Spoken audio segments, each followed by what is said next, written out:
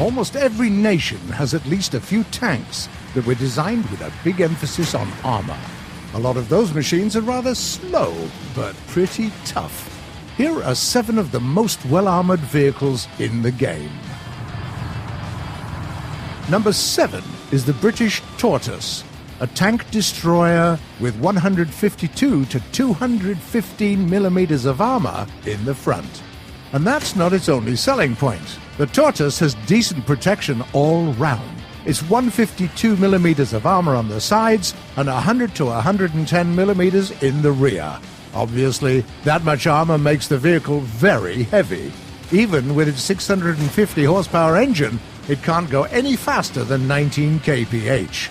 At the same time, even though the increased level of protection clearly makes the Tortoise stand out from the British tech tree, that's not enough armor to get it to a higher spot on our list. This T-95 is number 6. It's yet another heavy SPG, just an American one this time around. 305 millimeters of armor in the front, protected from almost any threats at its rank, while an excellent 105mm gun allows it to destroy its most common opponents right through the front. The biggest flaw of this beauty is, once again, its limited mobility. The max speed of the T-95 barely reaches 13 kph. We also have to mention that its cupolas have rather weak protection. Experienced tankers will aim at them before even trying to penetrate frontal armor.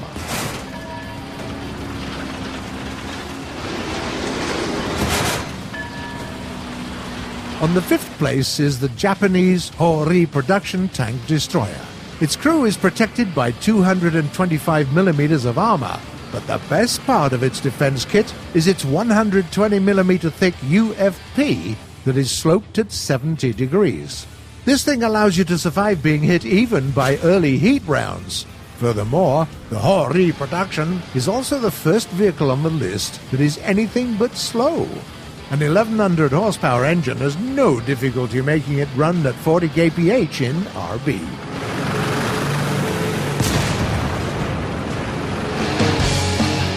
The 4th spot is occupied by yet another American vehicle, the T-32E1. 300 millimeters of armor in the mantlet is no joke. Basically, that means that with good enough positioning, when you reveal only your turret to the enemy, this tank can be almost invincible. Moreover, this is a rather speedy beast. You'll be going at the speed of 35 kph most of the time, allowing you to quickly rotate between positions. Furthermore, the tank comes equipped with a 90mm cannon that can punch through 221mm of armor with the right round. The 3rd place, the AMX-50 Fuchs. Its sloped upper glacis has an effective thickness of more than 300mm, making it almost impenetrable for enemies at this rank, while the tank destroyer itself boasts even better mobility than any of the vehicles we've already mentioned, having its max speed of 50 kph thanks to a powerful 1000 horsepower engine. When it comes to firepower, the Fuchs isn't slacking off either. It carries a 120mm gun that can breach 300mm of armor. Number 2 is the Soviet IS-4M. Most of its legendary toughness comes from armor being angled at good angles, not just layers and layers of steel. That allows for a somewhat lighter vehicle. It's not exactly a speedster, but it's surprisingly spry for a 60-ton vehicle. In ideal conditions, it has a max speed of 43 kph in RB.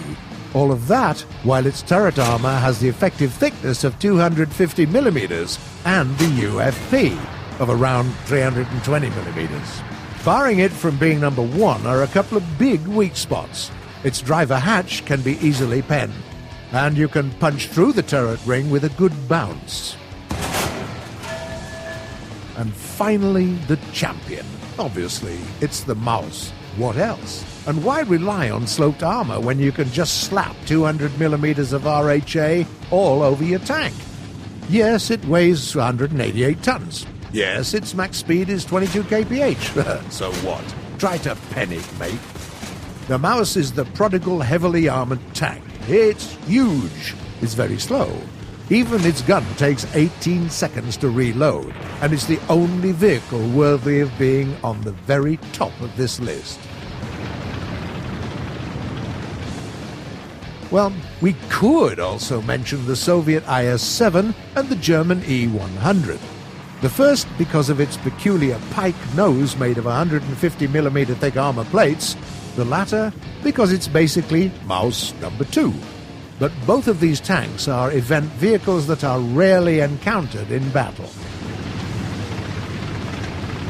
It is also worth noting that the most well-armored tank isn't the same as the best tank.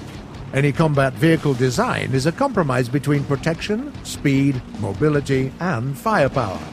You can't have it all, and every player is perfectly entitled to his or her own preferences in this regard. What vehicles from this list have you played on? Please share your experiences in the comments below.